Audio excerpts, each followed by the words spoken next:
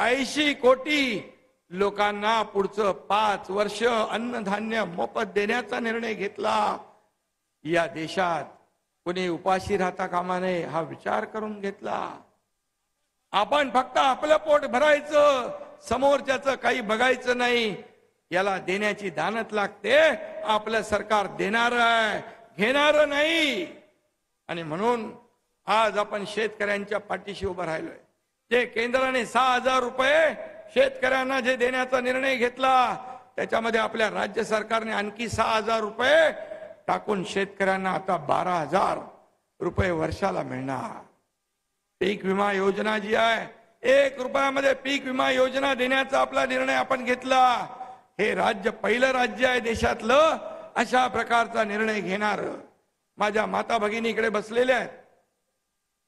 50% ST मध्ये सवलत देण्याचा निर्णय घेतला। ज्येष्ठ लोक इकडे बसले, त्यांना सवलत पूर्ण मोफत देण्याचा आपण निर्णय घेतला। महिला सक्षमीकरणाचा निर्णय आपण घेतलाय। महिला बचत गटांना शक्ती देण्याचं काम आपण करतोय। त्यांना स्वतःच्या पायावर उभं राहण्यासाठी त्यांचा जे काय फंड आहे त्याच्यामध्ये दुपटीने वाढ आपण करतोय। त्यांनी केलेल्या वस्तूंचं मार्केटिंग, ब्रँडिंग आणि विक्री करण्यासाठी देखील आपण मदत करतोय। हे सरकारचं काम आहे, हे सरकारचं काम आहे। आणि म्हणून शासन आपल्या दारी हा लोकाभिमुख कार्यक्रम आपण आखलेला आहे। हा लोकाभिमुख कार्यक्रम सर्वसामान्य माणसाच्या दारी आपल्या या योजना आणि लाभ पोचले पाहिजे यासाठी आपण केला।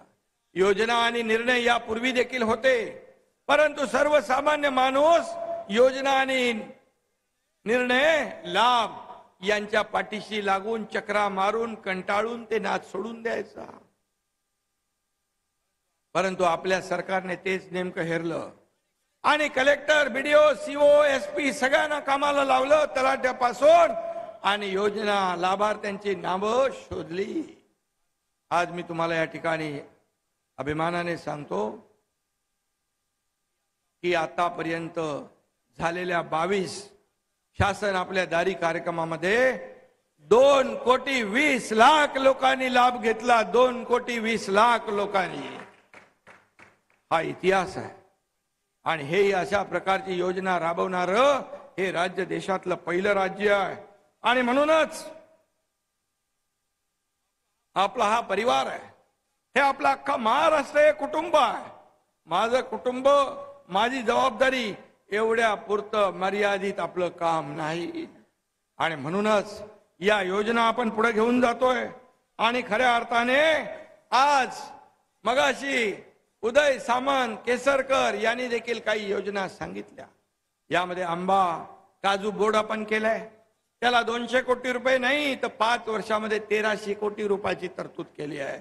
आंबा बोर्ड आपण करतोय, त्याला तत्वतः मान्यता दिलेली आहे। आणि मगाशी आपण सांगितलं की यामध्ये विम्यामध्ये देखील याचा समावेश केला पाहिजे, तो नाही आहे। यासाठी देखील सरकार नक्की सकारात्मक विचार त्यामध्ये केल्याशिवाय राहणार नाही। आज मच्छीमारांचा विषय आहे। आज आपण या ठिकाणी मच्छीमारांसाठी देखील आज हरणे बंदर येथे मरीन पार्क करतोय उद्योग विभागाच्या माध्यमातून। त्यामध्ये रत्नागिरीमध्ये लोटे, एमआयडीसी मध्ये कोका कोला, मगाशी मी म्हटलं, सिंधुदुर्गातील गजबा देवी, भराडी देवी, कुणकेश्वर या देवस्थानांच्या विकासासाठी देखील सरकार भरपूर पैसे दिल्याशिवाय राहणार नाही। कारण शेवटी हे सरकार सर्वसामान्यांचं आहे। थोरा मोठ्यांच्या आशीर्वादाने सरकार स्थापन झालेलं आहे। देव देवतांचे आशीर्वाद देखील आपल्या पाठीशी आहेत। आणि म्हणूनच मी आपल्याला एवढं सांगतो की आज आपण ज्या पद्धतीने या ठिकाणी उपस्थित झालात, मला वाटतं आज ज्या योजना आपण या कोकणासाठी करतोय, जसं हा जो रस्ता आहे, हायवे, तो आता वर्षभरामध्ये मला वाटतं हा कंप्लीट होईल। वर्षभरामध्ये हा मुंबई गोवा रस्ता जो आहे हा पूर्ण झाल्याशिवाय राहणार नाही। त्याचबरोबर पर्यटनाला आपल्याला चालना द्यायची आहे। जसं मुंबई पुणे एक्सप्रेस हायवे आपण केला, बाळासाहेब ठाकरे समृद्धी महामार्ग आपण केला, त्याच धर्तीवर मुंबई, गोवा, सिंधुदुर्ग हा रस्ता देखील आपण ग्रीनफील्ड तयार करतोय. सुपर एक्सप्रेस त्याचं डीपीआरचं काम सुरू आहे. या कोकणामधल्या छोटे बंधारे असतील, मोठे बंधारे असतील, वाहून जाणारं पाणी जे आहे ते थांबवायचं असेल, रामदास भाई नेहमी सांगतात 65 टीएमसी पाणी जात आहे समुद्राला, आणि म्हणून हे देखील आपण करण्यासाठी MMRDAच्या धर्तीवर एक मजबूत कोकण क्षेत्रीय विकास प्राधिकरण आपण करण्याचा निर्णय घेतला. आणि आता मागच्या बजेटमध्ये त्याला 500 कोटींची तरतूद देखील आपण केली. आणि ते प्राधिकरण या कोकणाचा विकास करायला ज्या ज्या काही ठिकाणी आवश्यक आहे ते सगळं करेल. आणि म्हणून मी आपलं एवढंच सांगतो की कोकणावर जेव्हा जेव्हा नैसर्गिक संकट आली तेव्हा तेव्हा शिवसेना आपल्या पाठीशी उभी राहिली. मला आठवतंय कुठेही संकट आलं की एकनाथ शिंदे आणि ही सगळी टीम त्या ठिकाणी पोचते. जबाबदारी आहे नाही आहे, संबंध आहे नाही आहे, कधी विचार केला नाही.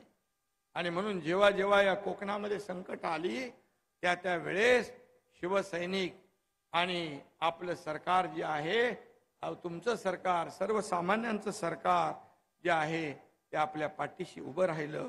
हा इतिहास आपल्याला माहित आहे.